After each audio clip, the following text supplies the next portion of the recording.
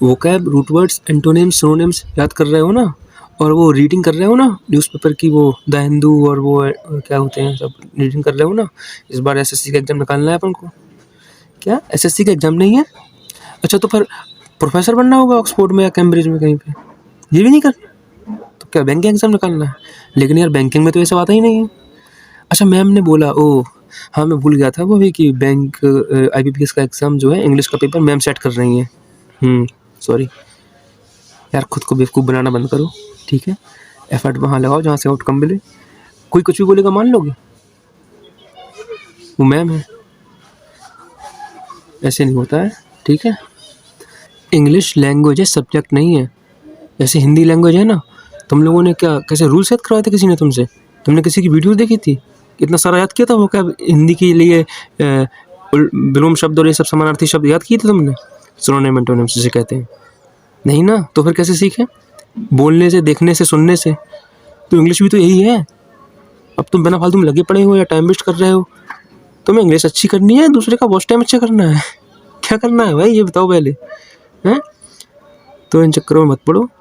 मेरा नाम है राज अग्रवाल और इस बार मेरा सिलेक्शन हुआ है आईबीपीएस पीओ में एज अ बैंक, मुझे मिला है बैंक ऑफ बड़ौदा, ठीक है?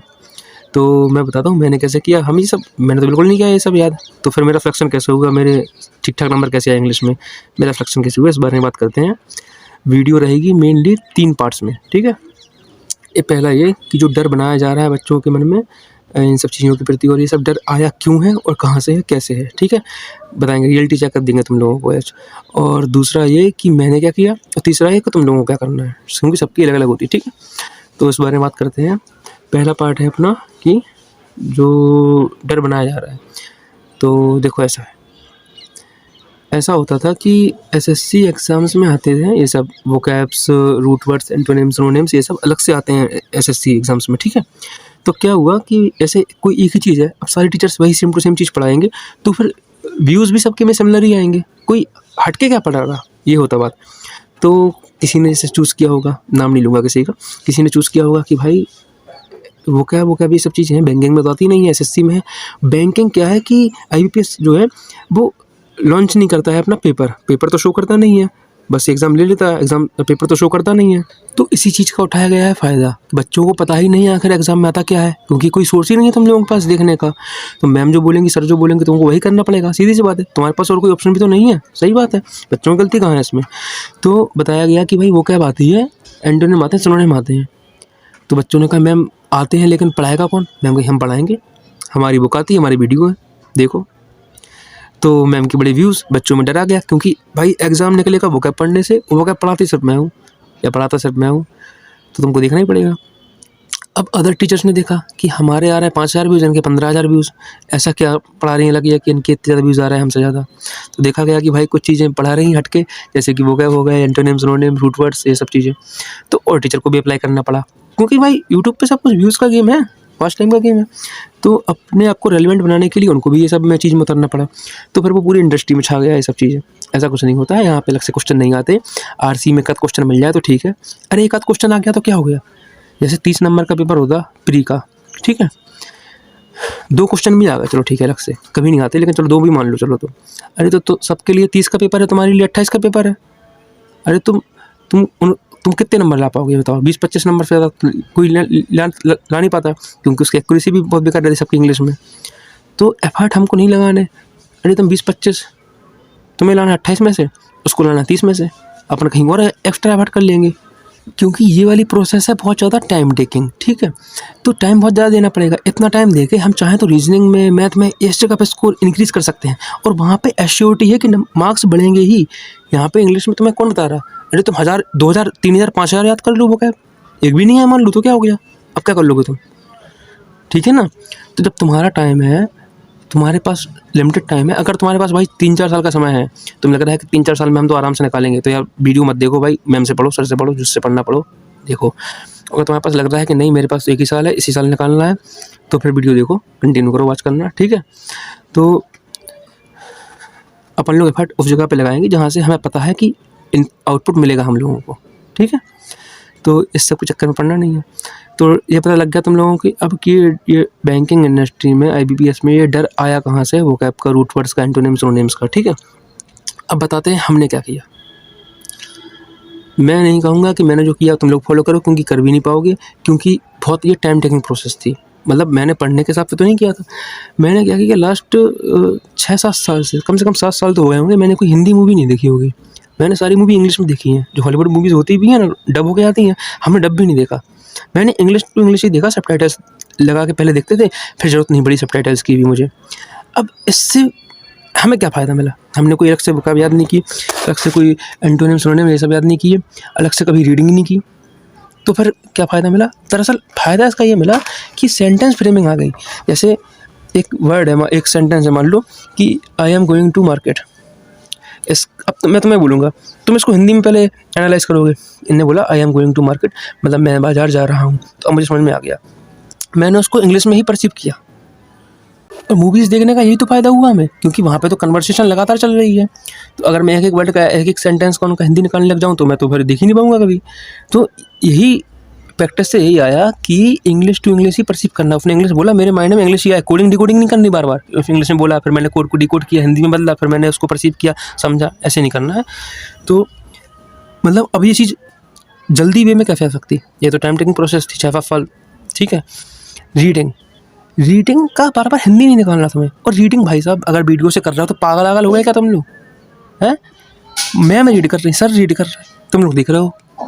अरे दिमाग है कि नहीं है? जो लोग बच्चे एडिटोरियल लिखते उनके लिए तो मैं दया आ रही भाई। मतलब सर को पढ़वा रहे हो, एग्जाम सर को देना कि तुमको देना यार? तो भाई पढ़ो तुम। और न्यूज़पेपर हमने बोला है रीडिंग, सब लोग बोलते रीडिंग करो। ये न्यूज़पेपर रीडिंग शब्द कहाँ से आ गया? ये रीडिंग का मतलब न्यूज़पेपर किसने ऐड कर दिया इसमें? रीडिंग का मतलब न्यूज़पेपर रीडिंग होता है। अरे स्टोरी पढ़ो, तुम्हें इंग्लिश पढ़नी है, बस कन्वर्सेशन पढ़नी है, किसी की बात पढ़नी है, तुम्हें सेंटेंस पढ़ने इंग्लिश के। अरे स्टोरी बुक्स पढ़ो, नॉवेल्स पढ़ो। ये 7th 8th 9th क्लास के बच्चों की स्टोरी बुक्स होती हैं इंग्लिश की, स्कूल की, वो पढ़ो। तुमको बस इंग्लिश चाहिए, न्यूज़पेपर नहीं चाहिए, फैंसी वर्ड्स नहीं चाहिए, कोई समझना आना चाहिए। इंग्लिश वो जो कह रहा है बस उसको समझना आना चाहिए, सीधी बात। वो कुछ भी बोले। अब मैंने मूवी देखी तो क्या बहुत का उसमें ऐसी बातें हो रही थी कि इंग्लिश न्यूज़पेपर वाली बात हो रही थी? मूवीज़ में तो ऐसी बातें होती हैं, मजाकिया बातें, नॉर्मल बातें, कन्वर्सेशन डेली का। समझ में आ रहा? बिना फालतू की चीज़ें नहीं करनी है। स्टोरी बुक्स पढ़ो, चाहे नॉवेल्स पढ़ो, कुछ भी पढ़ो, लेकिन हाँ, ये रीडिंग तो करना पड़ेगा। लेकिन दूसरे से नहीं, दूसरे को नहीं करवाना रीडिंग। एग्जाम तुमको देना है, रीडिंग तुमको करनी पड़ेगी, ठीक है। अब ये रीडिंग से फ़ायदा क्या होगा? पहली बात तो तुम्हारी आरसी अच्छी हो जाएगी। अब सुनो, देखो मैं कुछ ऐसा बिल्कुल बहुत ज़्यादा फ्रेमिंग करके तो बोल नहीं रहा हूँ, ना मैंने कोई स्क्रिप्ट तैयार की है, जो मन में आ रहा है बोल रहे हैं, तो फिर चीज़ें क्रम से नहीं हो सकती हैं। तो पूरी वीडियो सही से देखना, ठीक है। जो चीज़ अच्छी लगे उसको नोट कर लो, ठीक है।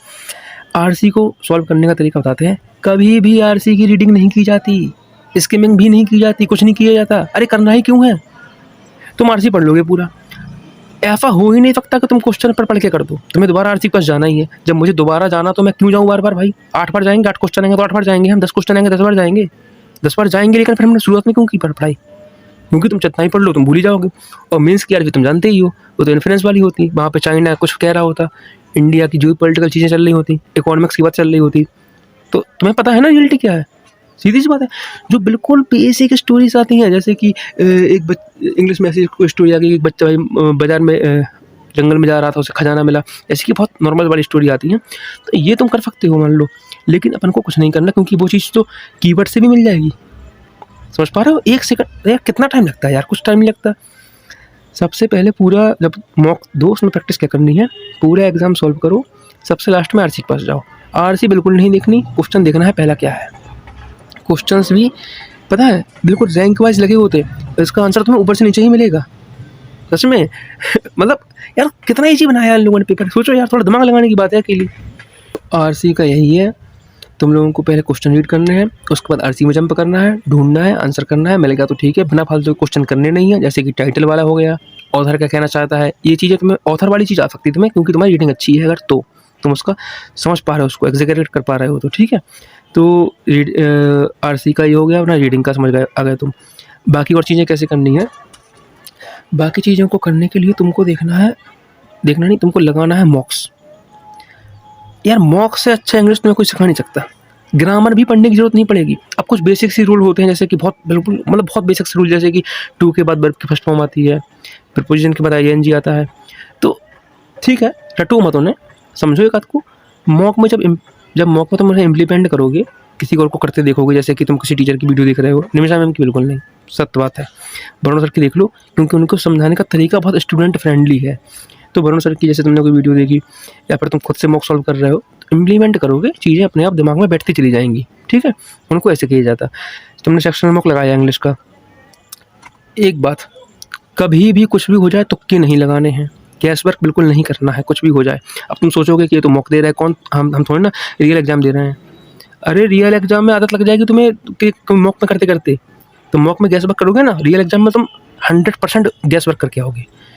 कुछ भी हो जाए पहले आज से सोच लो कि हमें गैस वर्क नहीं करना है, तुक्के नहीं लगाने हैं, जितना क्वेश्चन आएगा उतना करूँगा। मतलब मेरा अगर टेक हो गया तो सही ही होगा, नहीं तो गलत होगा, मतलब नहीं तो होगा नहीं, ठीक है। तुक्के नहीं लगाने हैं अपन लोगों को मॉक्स में भी, बिल्कुल ये बात समझ लो। अब देखो तुमसे जो क्वेश्चन बन गए वो तुम्हें पता है क्यों बन गए, उसको लॉजिक तुम्हें पता है कि हमने ये लॉजिक लगाया था, मेरा सही हो गया। एक आध चीज़ अगर गलत हो गई तो तुरंत उसका सॉल्यूशन देखो क्यों गलत हो गई। अगर तुम्हें, समझो मेरी बात को मैं क्या कह रहा हूँ, अगर गलत इस वजह से हुई है कि तुमने वो गलती पकड़ नहीं पाई, तुम्हें पता था कि हाँ यार ये गलती तो होती है, मतलब ये गलती तुम्हें पता है, एग्जिस्ट करती है ये गलती, ये एरर एग्जिस्ट करता है, लेकिन तुम उस समय क्वेश्चन में उसको फाइंड नहीं कर पाए किसी कारण से, तो कोई दिक्कत नहीं है, उसको थोड़ा अपने मन में बिठा लो कि यार अगले से आगे से ऐसी गलती नहीं करनी है मुझे, करूँगा। लेकिन अगर कोई एरर ऐसा हुआ है या फिर ऐसा क्वेश्चन कोई नहीं आया तुमको जो कि तुम्हें पता ही नहीं था कि ये एरर एग्जिस्ट भी करता है, तो उसको नोट कर लो, एक अलग से इंग्लिश की कॉपी बनाओ। रूल्स ऐसे बनते जाने जाएंगे, तुम्हें दूसरे के रूल्स नहीं रटने। रूल्स रटने से क्या होगा, जब तुम उसे तुम इम्प्लीमेंट नहीं करोगे, और इम्प्लीमेंट करते करते हम सीख लेंगे, तो हम मॉक्स दे रहे हैं ऐसे करके तुम्हारे नए नए रूल्स निकल जाएंगे। कुछ पता है वोकैबुलरी भी ऐसी ही है, वैसे तो वोकैबुलरी करनी नहीं है, लेकिन अगर जिसको ज़्यादा मन हो रहा करने का तो क्या करें, जब तुम मॉक दोगे कुछ वोकैबुलरी वर्ड आएंगे जो तुम्हें समझ में नहीं आएंगे, और शायद हो सकता है कि एक आध क्वेश्चन वो वोकैबुलरी पे ही लग रहा हो, ठीक है, जैसे कि क्लोज टेस्ट हो सकता है मान लो, तो तुम्हें मॉक में वो वर्ड्स रिपीट करते हुए दिखेंगे। कुछ वर्ड्स ही ऐसे होते हैं जो रिपीट करते रहते हैं मॉक्स में, और वही वर्ड्स आते हैं एग्जाम में, तो तुम्हें वो भी समझ में आ जाएगा, तो उन वर्ड्स को लिख लेना अलग से। यार 20-30 से ज़्यादा वर्ड नहीं होते सही बताएं तो, वैसे तो करने की कोई ज़रूरत नहीं है अगर तुम्हारी रीडिंग स्किल्स अच्छी है तो, क्योंकि एग्जैक्ट तुमसे कोई नहीं पूछ रहा। अगर तुम्हारी रीडिंग अच्छी है तो गट फीलिंग इतनी अच्छी हो जाती, तो ये पता लग जाता कि यहाँ पे एरर सी ऑप्शन में है, सी वाले पार्ट में है सेंटेंस के एरर। तुमसे थोड़ा ये पूछा भाई एग्जैक्टली बताओ मुझे एरर क्या है। ये चीज़ें कैसे आती हैं, रीडिंग करते करते, अंडरस्टैंडिंग से। जब तुम लैंग्वेज को सीख जाते हो ना तो एरर फाइंड करना बहुत ईजी हो जाता। तो तुम्हें पता चल गया आरसी के लिए, बाकी चीज़ों के लिए। इसके साथ साथ क्या करना, वरुण चित्रा सर की मॉक अटेम्प्टिंग वीडियोस होती, तो उनको देख सकते हो तुम, चाहे प्री हो चाहे मेंस हो, मॉक अटेम्प्टिंग वीडियोस होती जो, ठीक है। या फिर जिसमें वो मॉक सॉल्व करवा रहे होते, जैसे कि मतलब मॉक फॉर्मेट में नहीं होता, क्वेश्चन सारे रहते हैं जैसे मॉक में आते हैं ना, अलग अलग टाइप के क्वेश्चन ऐसे करके। तो उन वीडियोज़ को देखो, उनसे सीखो कि सर ने अप्रोच क्या लगाई, सर ने एरर को फाइंड कैसे किया, सर ने उसमें सही कैसे किया, फिल इन द ब्लैंक से तो सही कैसे किया, एलिमिनेट कैसे किया ऑप्शंस को। एलिमिनेशन बहुत अच्छा चीज़ है, ठीक है। ये रीडिंग्स के साथ ही आता है, और रीडिंग अगर भूल गया तो फिर बता दे रहा हूँ, वीडियो से रीडिंग करना बहुत बड़ी बेवकूफ़ी है। रीडिंग तुम नहीं कर रहे हो, वो मैम कर रही है, वो सर कर रहे हैं। अरे एग्जाम तुम्हें निकालना कि सर को निकालना यार। तो वरुण चित्रा सर की तुम लोग वीडियोस देख सकते हो एरर वाली, ठीक है। रूल्स बता चुके हैं, अगर तुमको करना है तो बेसिक से रूल्स कर लो, रटो नहीं उन्हें, इम्प्लीमेंट करते हुए सीखो। रूल्स पढ़ लो, ये रूल्स होते हैं, इम्प्लीमेंट करोगे अपने आप तुम्हारे माइंड में बैठता चला जाएगा। रटने से नहीं होता कि हम सुबह रूल्स रट रहे हो, ऐसे नहीं होता कुछ, ठीक है। अब देखो अंडरस्टैंडिंग वाली बात दरअसल इतनी अच्छी है, तुमको मैं बिल्कुल सही बात बता रहा हूँ तुमको, ठीक है। मैंने 30 नवंबर 2024 को IBPS PO मेंस का एग्ज़ाम हुआ था, तब से लेके आज तक का दिन है, मैंने एक भी इंग्लिश की ना ही वीडियो देखी, ना ही कोई बुक देखी, ना ही अपने नोट्स देखे, मैंने कुछ नहीं देखा इंग्लिश का, बिल्कुल कसम खा के बता रहा हूँ ये बात। और मार्क्स हमेशा ठीक ठाक आए, अच्छे आए हैं। अब ये कैसे हुआ, मार्क्स देते रहे क्योंकि अंडरस्टैंडिंग थी ना भाई पहले से। ये कोई सूत्र फॉर्मूला थोड़ी ना है कि भूल जाओगे। अरे अपनी लैंग्वेज भूल जाती क्या तुम, 4-5 दिन नहीं बोलो, 5 दिन का तो मौन व्रत धारण कर लो, अब भूल जाओगे। एक तो लैंग्वेज है ना यार, अंडरस्टैंडिंग आगे सब कुछ आ गया। मैं ये सब इसलिए कह रहा हूँ कि तुम्हें टाइम बचाना है। हमारा क्या जा रहा है, तुम रटते रहो, वो क्या रटते रहो, 1 नंबर के लिए फाइट करते रहो, 1 नंबर के लिए अपने दिन में 5 घंटे वेस्ट कर दो। लेकिन अपन को टाइम बचाना है ना, क्योंकि अपन को एग्जाम निकालना है एक बार में। हमने पहले बता चुके जिसको 4 बार में निकालना है, जिसके पास है 3-4 साल का समय, तो फिर देखें इनकी वीडियोस, देखे सर की वीडियोस, रटे बुक ऐप, हमें क्या जा रहा। ठीक है, बेवकूफ़ी नहीं करनी है। न्यूज़पेपर पढ़ने से भी कोई फ़ायदा नहीं है। पढ़ना है तो भाई अच्छी बात है, आपके पास है टाइम और पैसा तो कर लो। सबके लिए बता रहा हूँ मैं तो, ये नॉर्मल से बच्चे के लिए। ये सब चीज़ें नहीं करनी है, एग्ज़ाम निकालना है एक बार में। जो बोला है बस वही सब करते रहो। रीडिंग्स स्किल्स अपनी अच्छी करो, मॉक्स भयंकर लगाओ, ठीक है। और जो टाइम बचे उसको लगाओ अदर सब्जेक्ट्स पे, जहाँ से नंबर्स श्योरली अचीव किए जा सकते हैं। जैसे कि रीजनिंग हुआ, मैथ हुआ। रीजनिंग को सबसे ज़्यादा टाइम दो, क्योंकि तुम उसमें नंबर्स खींच सकते हो जितना तुम चाहो। मैथ में एक लिमिटेशन है, इंग्लिश की एक्यूरेसी का कोई भरोसा नहीं। करंट तो फिर करंट ही है, उसके लिए तो अलग वीडियो लाएंगे, तो फिर वो भी देखना, बिल्कुल मस्त वीडियो आएगी उसके लिए, सारा डर निकल जाएगा, ठीक है। ये सब जो यूट्यूब पे डर का माहौल बना रखे हैं ना टीचर्स, ये सब दूर कर दूंगा मैं। क्या हुआ कि हम हैं आलसी, तो आलसी इंसान जो है किसी काम को करने का बहुत आसान तरीका ढूंढ लेता है। मुझे नहीं लगाने दिन के 8-8 घंटे पढ़ने में, मुझे ना ही इतने एफर्ट करने कि हमें रटे जा रहा है हज़ार वोकैब और एंटोनिम्स सिनोनिम्स। हमसे बहुत लोगों ने कहा, मुझसे सारे मेरे टीचर्स ने, जो मेरे साथ दोस्त पढ़ते थे, बैंकिंग की तैयारी कर रहे थे, तो सारे लोगों ने कहा भाई तुम नहीं कर रहे हो वोकैब, तुम्हें क्या आएगा एग्जाम में, क्या होगा। सिलेक्शन मेरा हुआ ना, उनका नहीं हुआ, ठीक है। स्मार्टली खेलो, बैंकिंग है, डम बच्चों के लिए होता भी नहीं है, डम बच्चों के लिए होता है जो रटने वाले एग्जाम होते हैं, अपने लिए नहीं है, ठीक है। स्मार्टली खेलो, टाइम बचे रीजनिंग में लगाओ, यहाँ पे दिमाग लगाओ, ठीक है। तो इंग्लिश का तुम्हें पता चल गया कैसे करना है, टाइम बचाना है, मॉक्स वॉक्स लगाने हैं, नंबर्स ऐसे ही इंक्रीज हो जाएंगे, मार्क्स ऐसे ही इंक्रीज हो जाएंगे। खुद का टेस्ट लेना है, मॉक्स लगाओ, जो क्वेश्चन नहीं आप बता चुके उसका रूल्स अगर वो है तो नोट करो उसे, नहीं तो समझो उस चीज़ को कैसे हुआ, क्यों हुआ, सोल्यूशन सबको समझ में आ जाता। गाइडली से लगाओ, टेक्स्ट बुक से लगाओ, बोर्ड पे जहाँ से लगाने वहाँ से लगाओ। 3 ही मॉक टेस्ट हैं, और बाकी की वीडियोस भी आती रहेंगी हर सब्जेक्ट की। जो भी डिमांड हो बताना कमेंट्स में, कोई बात करनी हो, कोई अपनी पर्सनल थॉट्स रखने हो तो बता सकते हो मुझे। इंस्टा भी मेरा मेंशन रहेगा डिस्क्रिप्शन में। जो कहा है वो ब्लाइंडली फॉलो कर लो एक बार, और ना मिले रिजल्ट तो बताना, क्योंकि ऐसा हो ही नहीं सकता। बाकी बच्चों को इतना टाइम क्यों लग रहा है, क्योंकि वो सेम वही चीज़ें फॉलो कर रहे हैं ट्रेडिशनल वाली, जो मैम सर बता गए हैं पहले से 3-4 साल पहले से, कि भाई ये करो, वोकैब याद करो, ये करो, वो करो, यहाँ पे इतना टाइम लगाओ, रीडिंग करना ही पड़ेगी, मेरी एडिटोरियल क्लास देखनी ही पड़ेगी, न्यूज़पेपर पढ़ना ही पड़ेगा, भाई कुछ भी हो जाए एग्जाम नहीं निकलेगा नहीं तो।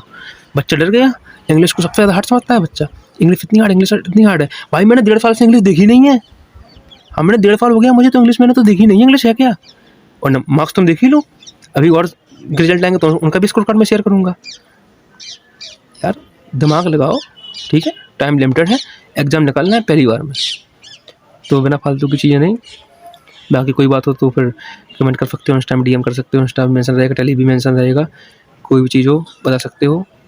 एक बार फॉलो कर लो बस। इस बार के लिए बेस्ट ऑफ लक, एग्ज़ाम सबका निकलेगा, डरना नहीं है, करना है, ठीक है।